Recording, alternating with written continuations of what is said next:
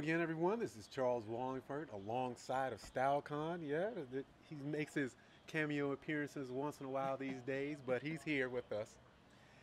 And I really wanted to do this video so many times. I actually did this video, had it completely done. I didn't like how I presented it. The first video was a little bit too emotional. His whole background, his whole premise, that's the word, premise is to destroy other YouTubers. And that's it. Nothing else. Nothing to do with watches. Just watch YouTubers. He wants to destroy watch YouTubers. That's his whole premise. Roll dog? And he's I did. It was because, and the funny thing is, it wasn't that I have a great relationship with him. I actually don't have a relationship with him at all. But what got me to do this video was his name, Perfect Timepiece. Perfect Timepiece announced that he was quitting, or he quit, and I was like, here we go again. We had Paul Thorpe quit, he quit, and then while I was doing the video, Simon Crane says he was quitting. I'm like, oh my goodness. So I was a little bit too emotional when I did the video, and I calmed it down. I did a second video, but I didn't like the quality of the production. So here we are trying it one more time. This is gonna go in print. We're gonna go with this one. All right. So before we get started, I was getting really juicy with it. Let me slow it down. I know you like to hear what we're wearing. I'm currently wearing my Breitling Chronomat stainless steel Evolution. The Swatch System 51 Irony Arrow. I'll be rocking this for a while. Nice. All right, now let's get back to what we were talking about.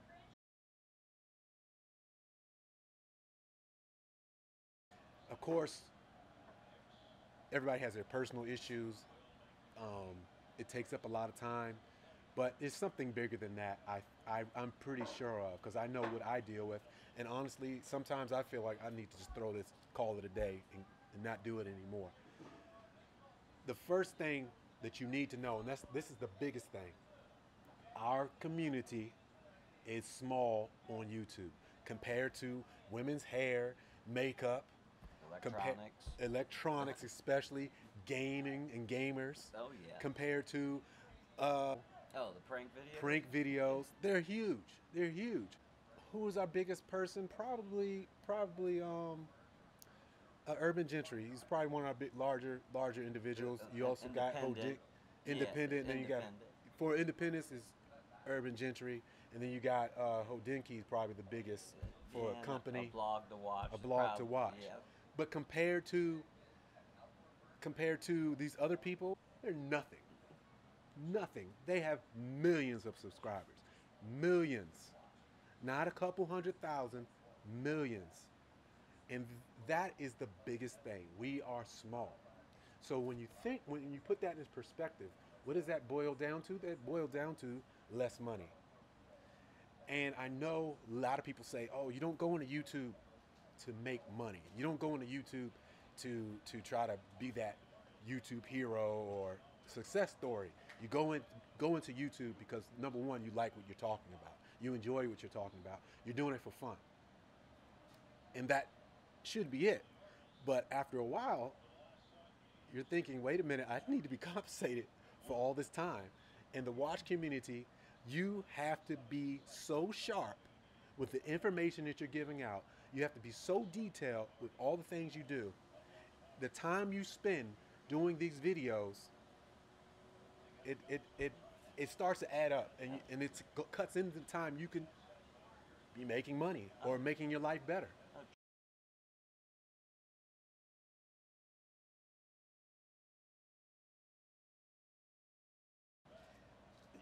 StyleCon talked to me about this before, and I didn't really pay much mind to it, but then I looked at it in retrospect, when I was doing this video, I really see it's the truth.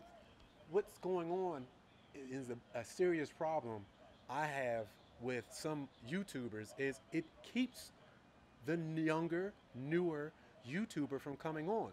Why? Because I'm saying we, because I don't ever do this, but we push away the person who has the introductory watch, the person who doesn't have a really expensive watch. There's no hobby that people start and they start out with the best possible thing. So they're going to come out with even in the worst part about it is they're not even cheap watches. $1,000 watch, $1,500, $2,000 watch, and what do they call it? They call it dog shit. They call it a shitter. Why would you join in on a group that you just spent? No, I don't care who you are, where you are. Spending $1,000 is some serious money, and then for them to tell you that you have a dog shit watch. My problem is you have to have a beginning. Oh yeah. Let the person have a beginning. Let the person start from some point. You have to have some point to start from. You don't start from 10. No. You don't start from 10. And actually, Charles and I talked about this before we did this video. When I started collecting watches, if you watch my channel, it's been like over 30 years now. There was no publications. There was no YouTube channels for information. I started off with swatches, literally. I was in college. I owned, like I told Charles, maybe 30 or 40 different swatches at the time. Inexpensive watches. I think they were $35 or $40 at the time. And I didn't know any better because there were no people out there that could help me. But then gradually I moved into Seikos, which I thought were phenomenal. You know, then I moved into Movados. I thought that was the biggest deal besides a Rolex known to man at that particular time because I was unaware of all these different brands. But all these brands are making money, and Charles and I also talked about this. The watch segment, especially Swiss watches, 2% are mechanical. So that means 98% are quartz watches. That's where the populace is, and that's what the majority of people are buying. So why knock them for buying what they want? That's the part I can't get my hands on around. Now, we can't get new people because we push them away. We can't get new YouTubers. In all these other genres that are bigger than ours, there have new YouTubers pop up every day. Every day they have a brand new YouTuber pop up every day. But ours pop up once in a while. And the reason, and I've taken it, the reason is because, again, like I talked about before, you gotta be so exact, so right with your information that if you don't, you're gonna be eaten alive. We are so vicious and so violent towards our fellow watch lover, we will treat them as if we're the Palestinians and the Israelis. We treat them that way, and we don't. And we're supposed to be brothers. Oh, and even with that, I'll say what I feel, and basically, it's some of the YouTubers. I mean, it's not just YouTubers calling other watches dog shit and everything else. It's other YouTubers attacking other YouTubers. You're not working together as a group for anything to grow. I don't care if you start a business or whatever it is. If you ever start a business, you have to cooperate with other people. When I had my business, I would work with people I didn't like. Personally, I wouldn't deal. It's like, okay, you can make me money. I'm okay with that. I don't have to like you, but you bring fighting on the channels.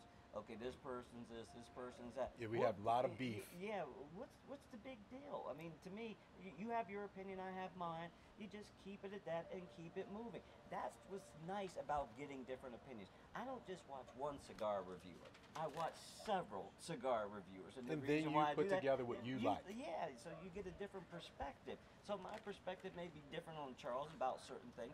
Doesn't mean I can't see what he's saying. It's just my perspective might be different.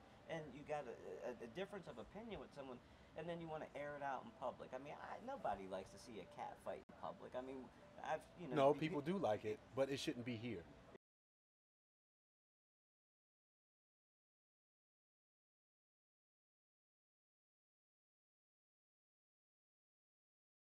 Here's something you were just talking about. Here's I want to hit on something. I want to talk about the other YouTubers that are very popular and how they work with other popular YouTubers. There's if you may have heard of them, you may not. There's a family called the AB family on YouTube. They promote being a family. They promote working as a team. They have fun together and everything else. And then there's other ones. There's another family. They call it the Shaytards.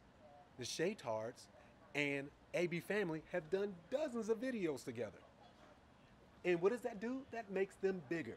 That makes them even more popular. To work with each other and to be bigger. But what do? Most of the time we'll beef with each other. Most of the time we'll say, oh, they're taking my views, they're taking my views, but we won't work with each other. And that's a serious problem. We have got to work with each other, and that's how we get bigger. Then you have a guy named Tim Tracker. He does Orlando attraction videos. He goes to Disney World, he goes to Universal, and he goes all around Orlando and showing you the attractions. And what does he do? He works with other people too. He worked with Daily Woo. Also, Tim Tracker has 213,000 subscribers. And he worked with a guy named Adam the Woo, called a Daily Woo. He has 132,000 subscribers. They're not going at each other, they're coming together. And then even Tim Tracker did videos with Crispy S'more, they do the same thing, and they only have 13,000 subscribers. So that's the other part. What I've also found when YouTubers in the watch genre do work with each other, they don't work with each other, work with a lower guy. They don't work with somebody and try to bring them up. They usually work with somebody at least they think that's on their level, far as only on subscribers, not as far as content. If your content isn't as good as theirs, that doesn't matter. How many subscribers do you have if I'm going to work with you?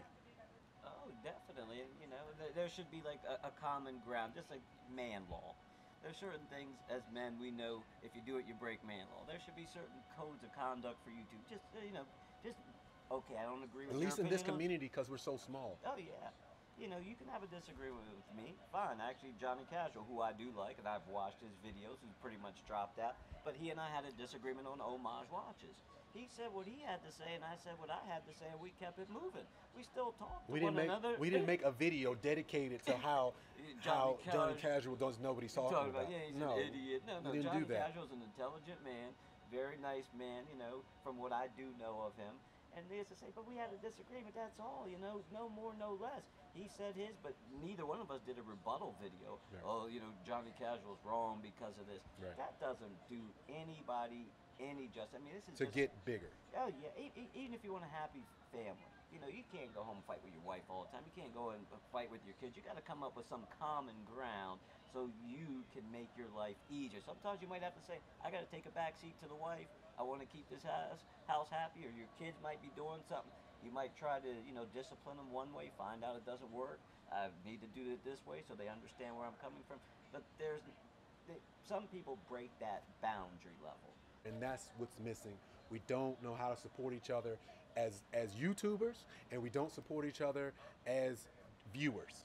And that is the crux of the problem on YouTube as far as the watch genre, the luxury watch genre, because it's also the people who do the G-Shock videos, people who do the Invicta videos, and that's another thing. We don't allow ourselves to be a part of anybody else's. We won't talk. I don't care for Invicta, but what's to stop me from doing a video with somebody who does Invicta? Yeah. That never happens. That's sacrilege. But then that way you get a different perspective. Okay, this is what he thinks of it, and this is the reasons why, and this is the reasons why I think of things. And I think that's missing too, because why can't we all just bounce off each other? You know, and say, okay, Charles believes like this watch is for this reason, I believe it's for this reason, and there's no animosity. No need to put anybody down, no need to bust anybody. We all love watches. We all do. And as small as this genre is, and what we're facing right now with maybe the death of wristwatches, we have to learn to come together and make this more popular. We owe it to ourselves to make this more popular. Like I said, I very well will have a part 2 to this video, but guys, we have to do something about it. Honestly, I'm truly thinking about quitting myself for all the things that I talked about. And I'm not doing it because of pure frustration. It's just the reality. It's just the reality of what it is. And people quit all the time on YouTube. It happens. But if we don't fix something, it won't just be Charles Wallingford quitting. It'll be somebody else. because it's starting to add up, and we have to do something about it.